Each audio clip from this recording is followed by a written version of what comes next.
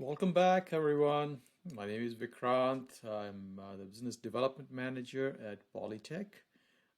This is an ongoing series where we try to tackle bite-sized small topics that we can talk about. Today is a question that's probably in our most frequently asked questions. I want to use a vibrometer in a noisy environment or where there's vibrations, foundation or, background vibration. Will the vibrometer work? If so, great. If not, how do I deal with it? Stuff like that. So that's what we want to address today. All right, this is going to be a quick one, but yeah, this is a schematic of an interferometer that is probably part of all the presentations we give about vibrometry. Yeah, so I mean, there is the laser source, the beam splitters, the beam getting split, and then one going to the measurement object, another going to the detector. Fundamentally, a vibrometer is measuring movement. It doesn't know whether the movement is happening on the sensor side or it's happening on the measurement object side.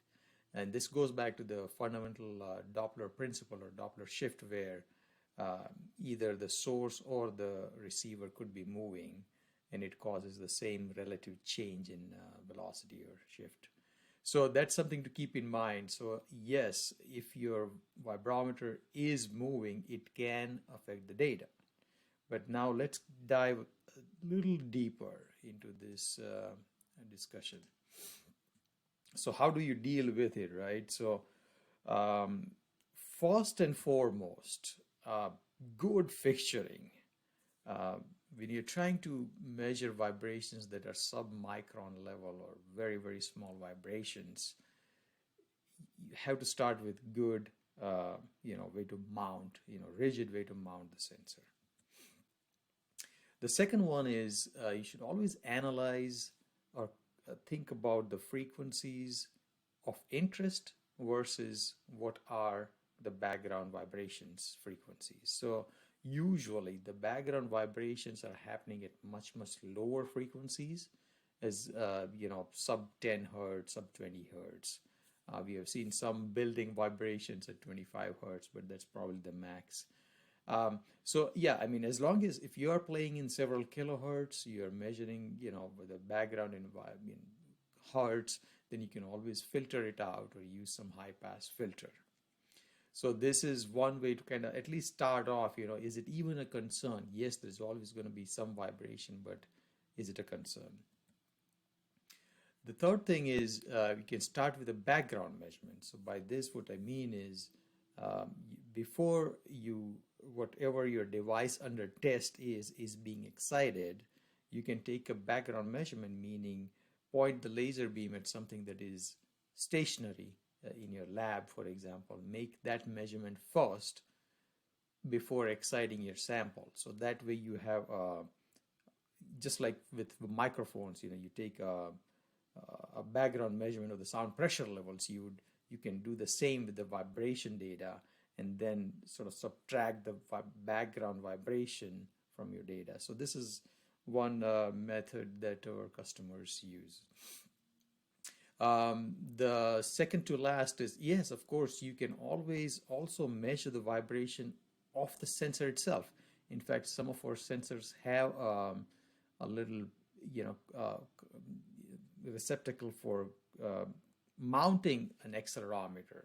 So this is, you can mount a compensation sensor. And remember, the direction that matters the most when it comes to effect on your vibration data is the component in the direction of the laser beam. So the sensor head vibration moving front and back, towards or away from your sample, is the one that matters. The lateral directions, it does not affect your actual amplitude accuracy. It may affect your noise levels, but it does not affect your amplitude accuracy. So that's why if you have a single axis accelerometer mounted on the back of your sensor head, that you can normalize with respect to that.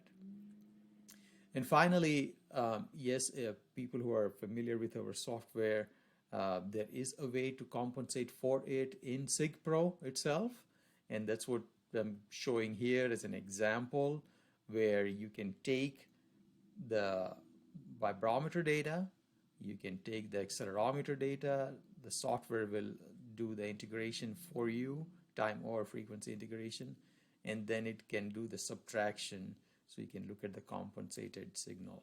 So there's some filtering and things that can make it easier, but basically what we do in SIGPRO can also be done externally. But yeah, this is the concept. You want to take the two signals and then apply the compensation before looking at the data.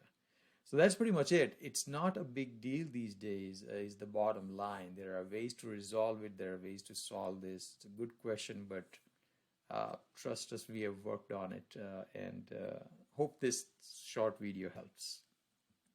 Thank you.